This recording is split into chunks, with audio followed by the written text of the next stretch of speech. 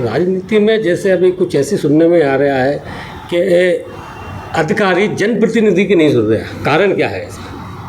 क्या होता है कि बहुत सारी चीज़ों में जो युवा अधिकारी पदस्थ किए जा रहे हैं, अभी नए युवा IAS IPS, उनको ये अनुभव नहीं होता कि वो जो काम कर रहे हैं वो जन सेवा के लिए उन्हें नियुक्त किया गया है, ना कि राज करने के लिए उन्हें नियुक्त किया गया है। उस गलतफहमी के कारण जो सही जनसेवक होता है, जो राजनेता चुनकर जाता है, जिसे जनता वोट देकर भेजती है, जिसे अपना प्रतिनिधि बनाती है, उसकी बात को सुनने में उन्हें तकलीफ महसूस होती है।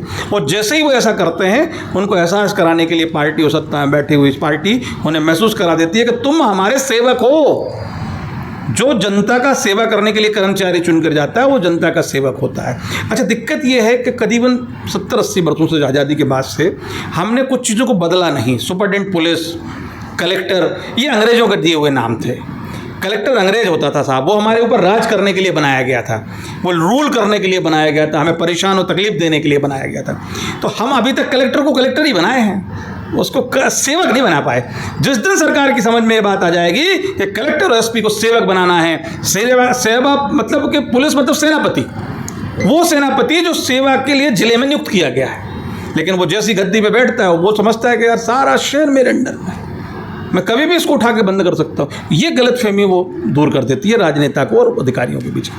तो सरकार है, प्रतिनिधि खुद बोल रहे हैं कि हमारी नहीं सुन रहे हैं सरकारी विभाग जो भी है, कोई से भी विभाग, तो ऐसा क्यों है आखिर में?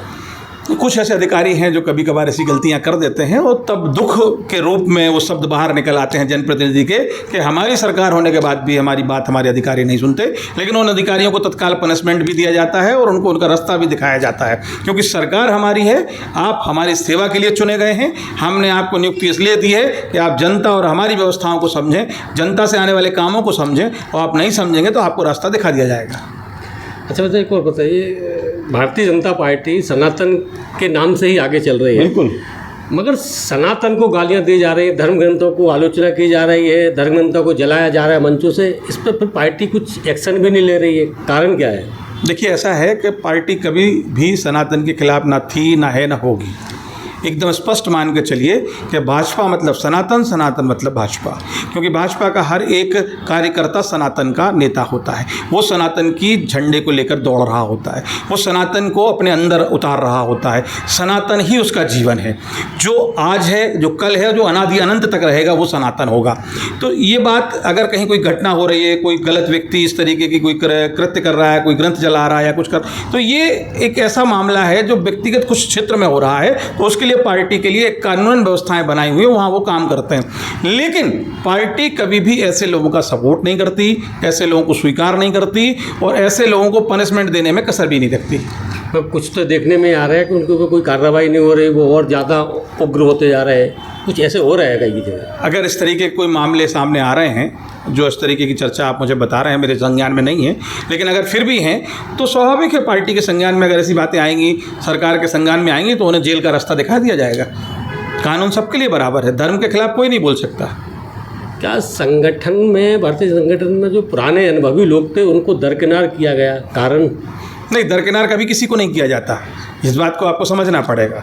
संगठन अपने सीनियर्स को कभी दरकिनार नहीं करता, उनको सम्मान देता है, सीनियरिटी के हिसाब से उनसे सीखने के लिए युवा कार्यकर्ता को मौका देता है। अब आप कहोगे नितिन नवीन 40-45 साल के हैं, वो भाजपा के राष्ट्रीय अध्यक्ष बन जाते हैं।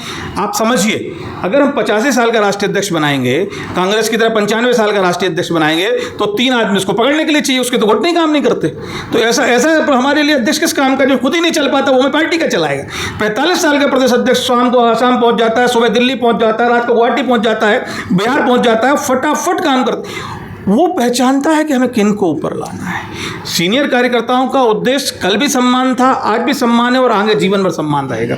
लेकिन पार्टी का उद्देश्य है कि युवाओं को आगे लाकर पार्टी की नई दिशा को आगे लाना, पार्टी की नई सोच को आगे लाना, समाज में पार्टी के एक अलग परिवर्तन को पैदा करना।